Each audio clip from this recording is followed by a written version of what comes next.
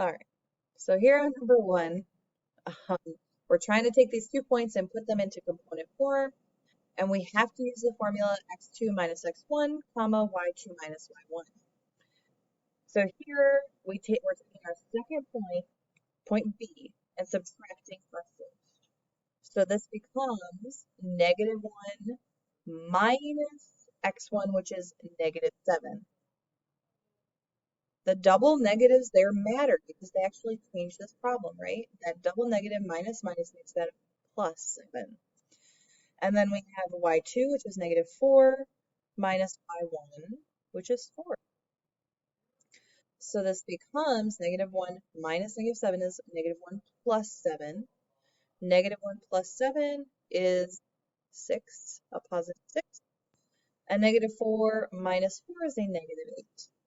So the component formula you should have gotten here was 6 comma negative 8.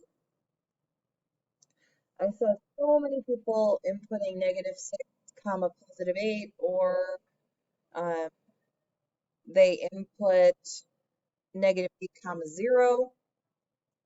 You need to make sure that you're keeping track of your negatives and you're subtracting your second point minus your first point. No, the review is a PDF. It's the second link in the chat. The first link I linked was the retake. So the reason why this part was so important was because if you got this component form wrong, it determines your answers for B and C. So here, if I'm now trying to find the magnitude of AB, a vector, that is the square root of your A term squared plus your B term squared. So that means I have here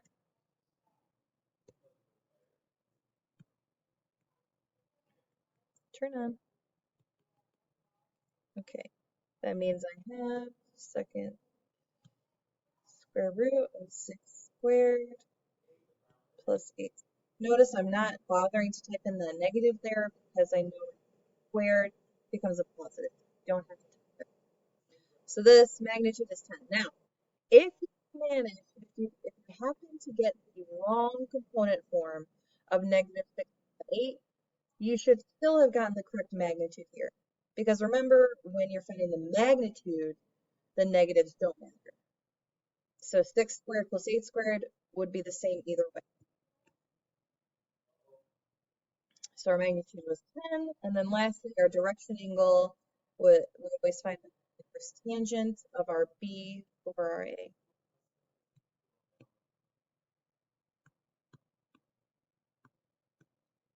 Making sure our calculator is in degree mode. Now, is this my direction angle that I am going to put in?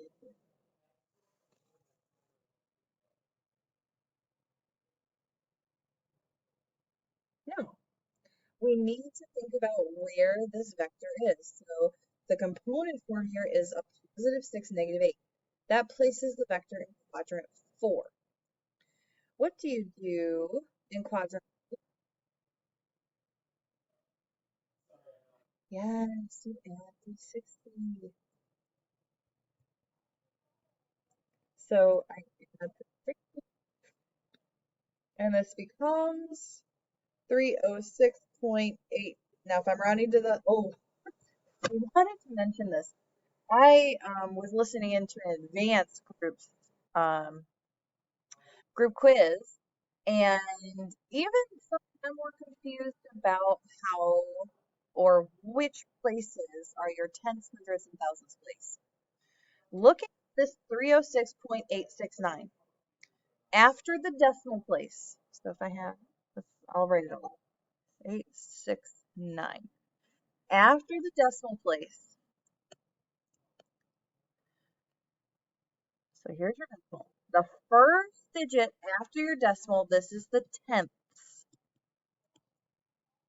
Then after that comes your hundredths.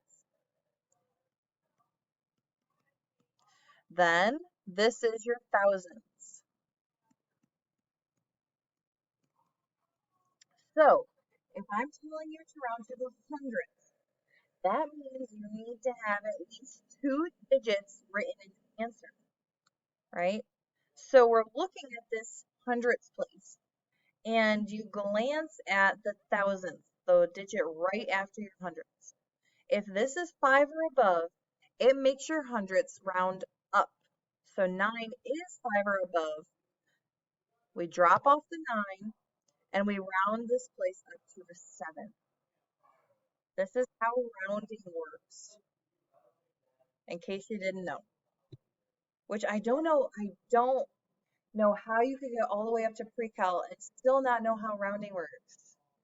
Unless, like, every time you're supposed to round, you guys just guess. Is my, like, I'm honestly curious.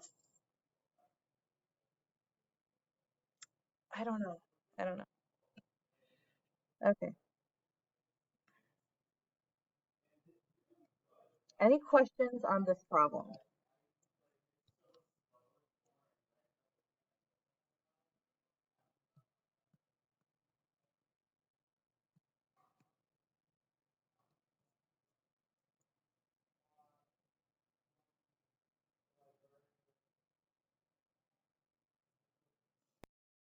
All right. So number 14, barely, I don't know that anyone really got number 14 correct. I did see a few correct answers.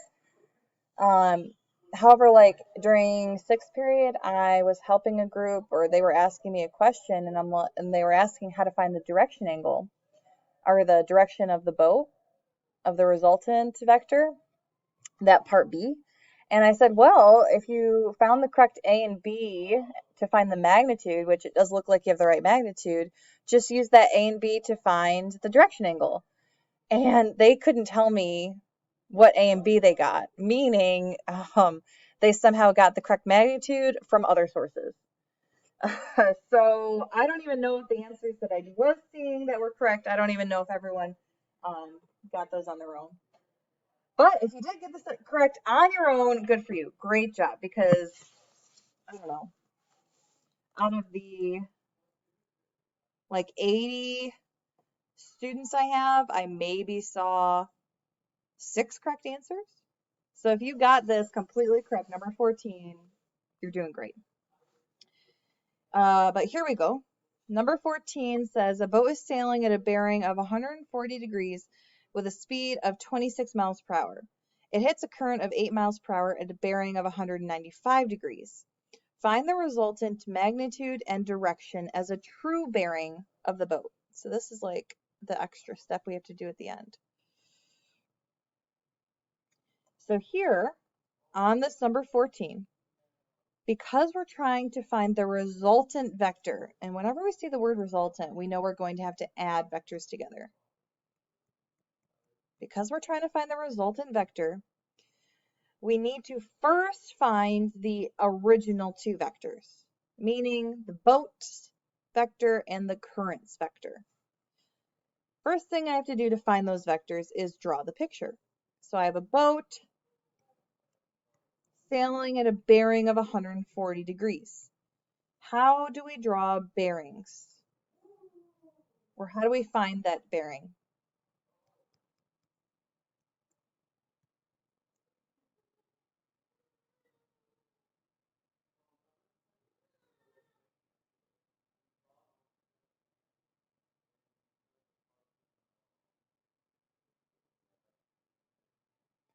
Yes, yes, you start at the north. So you start at the positive y-axis. So I'm starting at the north, and which way do I go from there? Starting north, clockwise. Yes, you go to the right, clockwise. And so we're going clockwise 140 degrees. We know 1 quadrant is 90, 2 quadrants is 180, so that's too far. I know that this is going to be about there. Now, so that's 100, I should write it.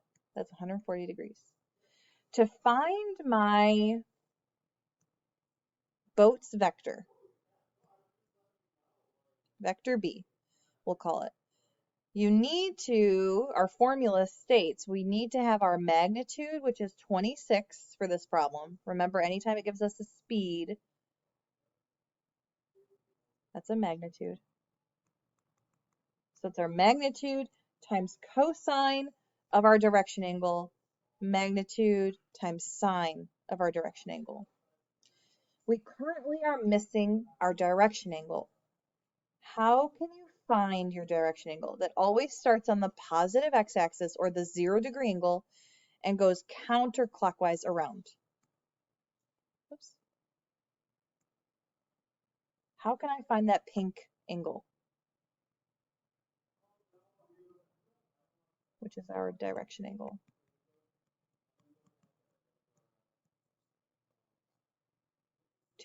Yes, Samantha. Oh, and yes. Oh, Ava, you're so close. You're so close, Ava. We know that 3 quadrants here, 1, 2, 3, gives us 270 degrees. 3 quadrants is always 270. So that's 1, 2, 3. And we have just a little bit more to go to reach our vector. To find the amount of that remaining portion, we just take 2 quadrants, which is 180, and subtract 140 to get this little piece right here. We do 180 minus 140, and it's just 40 degrees. So to get our direction angle, it is 270, 3 quadrants, plus that 40, which is 310 degrees. That's our direction angle, which we need the direction angle because that's the angle we have to use in our formula, is the direction angle. I hate when it does that. Okay, so now we do, in our calculator, 26 cosine 310. And we get 16.71, comma, change that to sine, negative 19.9. Now remember, we're rounding the hundredths again here, so this 1 rounds up to a 2. So that's one of our initial vectors. Remember, we're finding the resultant vector. We have to add vectors together. I found one of them. I now need to find the second, which is our current, this one. So I have to draw my current. So this is a current. This was the boat. And it says it has a bearing of 195 degrees. So that's, what color should I do? I'll do red. That starts at the north line again because it's a true bearing. It's a bearing. And it goes clockwise. And that's 180. I need to go a little bit more, 15 degrees more actually, to reach my vector. Again, to find my current vector, it's the magnitude, which is 8, cosine of the direction angle, magnitude, sine of the direction angle. How do I go about finding my direction angle?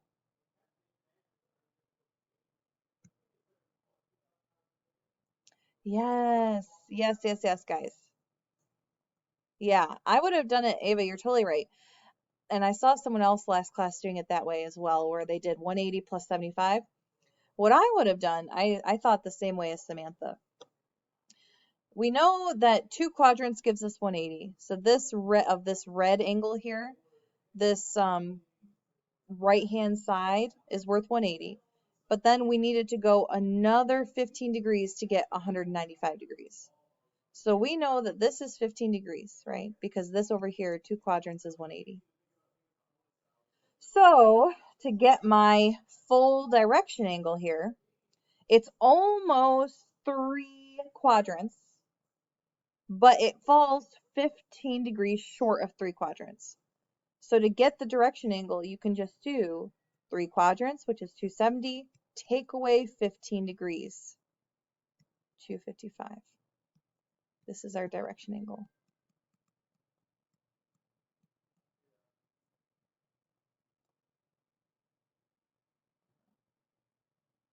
So here I write in 255 and 255. So I have 8 cosine 255.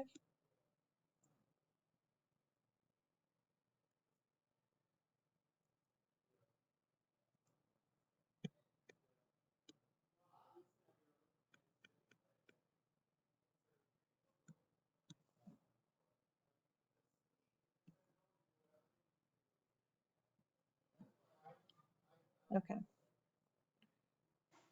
Now what?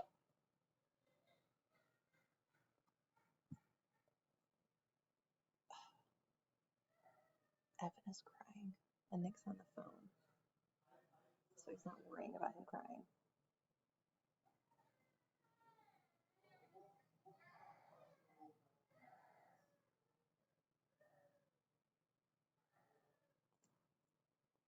Anybody? What do we do from here? Yeah, we need to find the resultant vector by adding them together. So we do b plus c, which means we have to add the x values of b plus c. Oh, this is why you guys are getting confused on how to find component form, because you're just thinking, oh, it's adding. Oh, I now see. Yes. No, we only add the x values when we're finding the resultant force. Okay, now it all makes sense.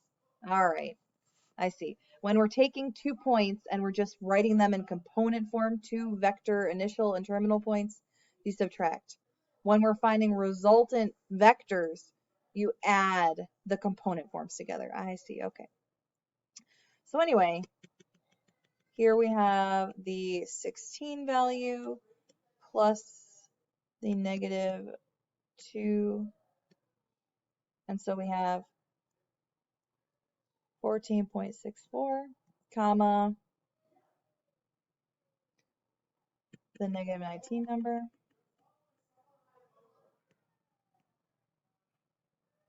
I'm about to yell at him.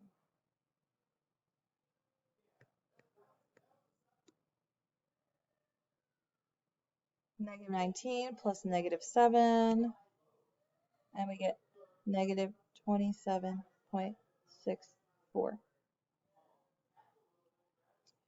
All right, so that's what b plus c is, but that's not, that is our resultant vector, but it's asking what the magnitude and direction angle of that vector is. So now we can find the magnitude of the resultant vector by taking the square root of the a value squared plus the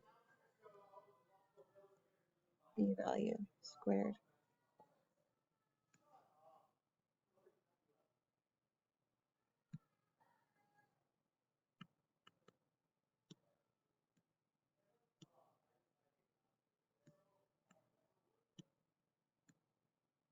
Whoops.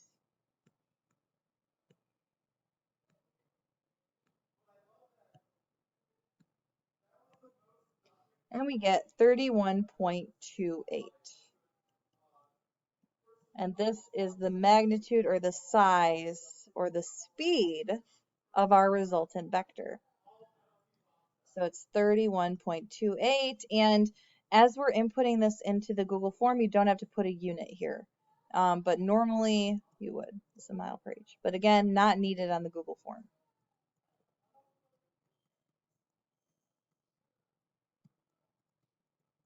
All right. Then lastly, the direction angle of our resultant vector. We take the inverse tan of the b value over the a value.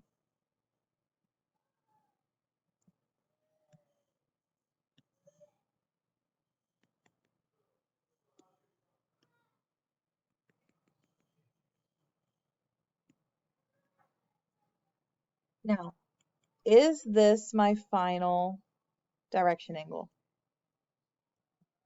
No. What do we now do? Yes, because this vector right here has a positive x, negative y. It's here in the fourth quadrant, which we always add 360 to vectors in the fourth quadrant.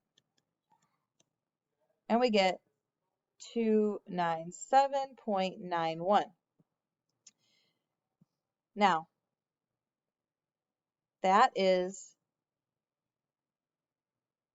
this value, right? 297. That's what a direction angle is. It starts at the 0-degree angle and it goes all the way around. Is this my final answer?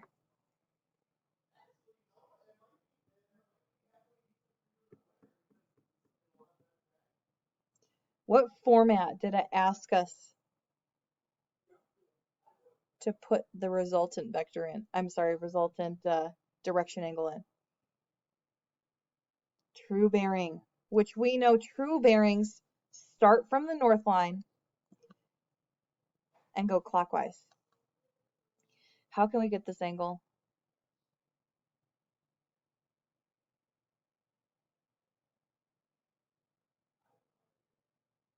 I don't think that your test asked you to put your end answer as the true bearing.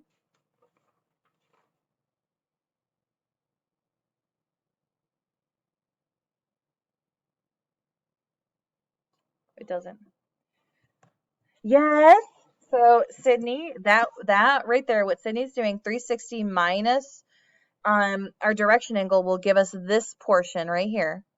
So 360 minus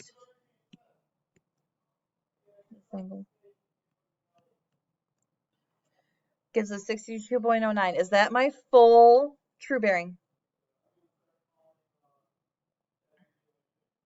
What do we do to it?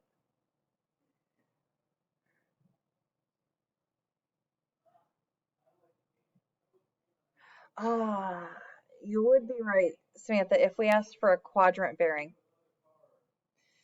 But asking for a true bearing means we start from the north line and we go clockwise. So it's this angle right here. We found this bottom portion, 62.09. How much is the top portion worth? 90. Yes. So here, this true bearing is 90 plus 62.09. I'm running out of room to write. Oh, no, that's not what I wanted, you stupid thing. 0.09. So our true bearing is 152.09 degrees. That's what I write right here. 152.09. So I gave you those two answers.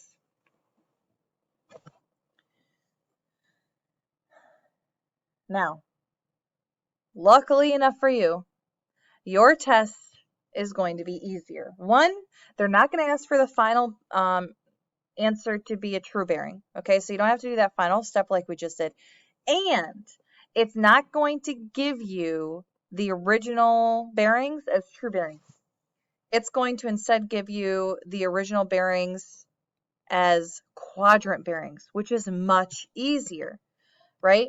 Like if I'm looking at this quadrant bearing here, north 30 degrees east, we start at the north, go towards the east 30 degrees. How do you get your direction angle for this one?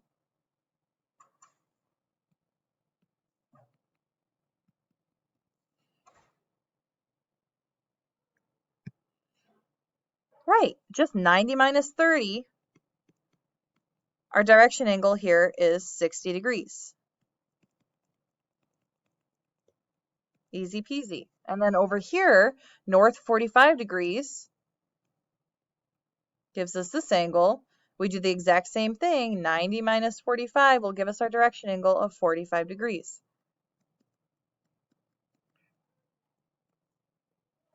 So this is how your test is going to give you the problem. It's going to give you two vectors with quadrant bearings, making it a lot easier on you guys. Are there any other questions? I know you wanted me to go over I and J. I'll do that in a second.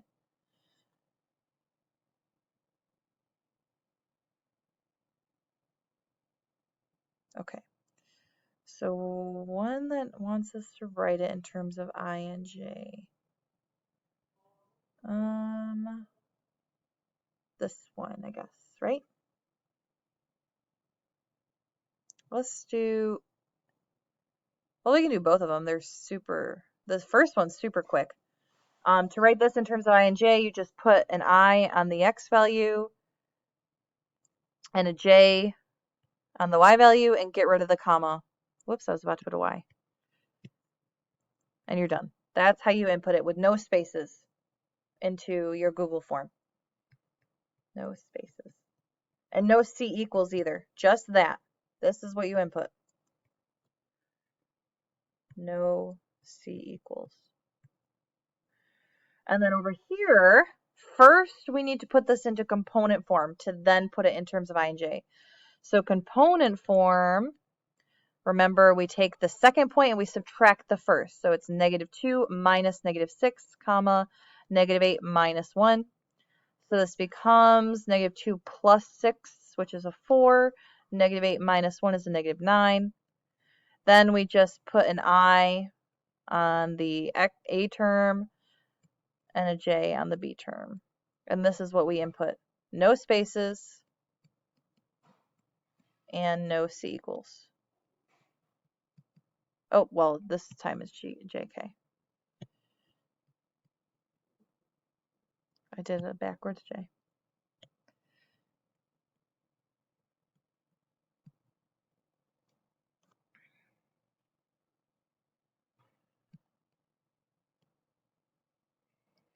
Any other questions?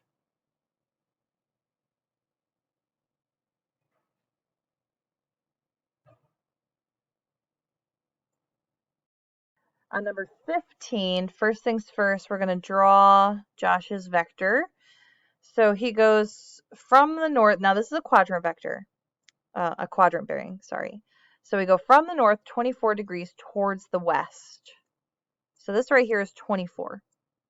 We know to get Josh's vector, it's going to be the magnitude, which is 4, cosine of the direction angle 4 sine direction angle.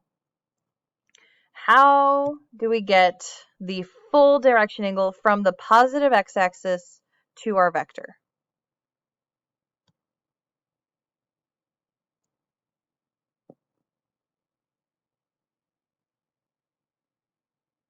Right. We know quadrant 1 is 90, and we know that the second portion of that angle is 24 degrees. So to get the direction angle is 90 plus 24, which gives us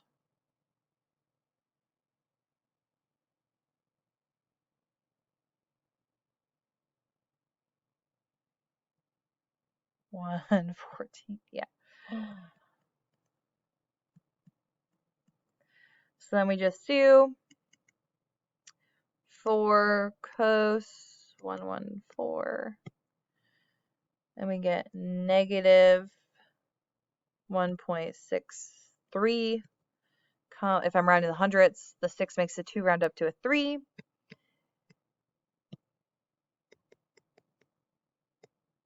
Sine 3.65. If I'm rounding the hundredths, the 4 means that the 5 stays the same.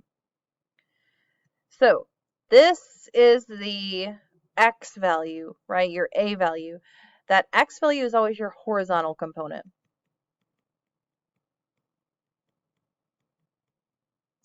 And the b value or y value is always your vertical component.